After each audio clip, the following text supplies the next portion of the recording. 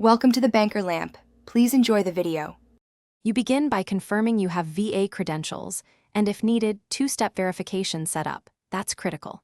Once done, make sure your device meets requirements: iOS, Android, Windows, or Mac OS, and test camera and microphone so providers can see and hear you. Next, install the VA Video Connect app or open the approved browser link. Allow camera, microphone, and notifications. These steps prevent delays and let you join the session on time, which is why you start here rather than later. You join by opening the appointment link in the message or calendar. Invite about 10 to 15 minutes before the scheduled time to avoid last-minute hiccups.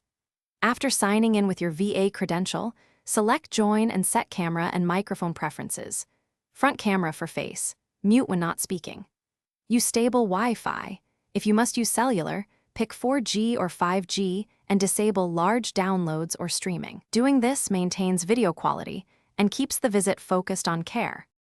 You finish by confirming any follow-up instructions, prescriptions, or secure messages before ending the visit. This ensures nothing is missed. If your connection drops, rejoin immediately using the same link.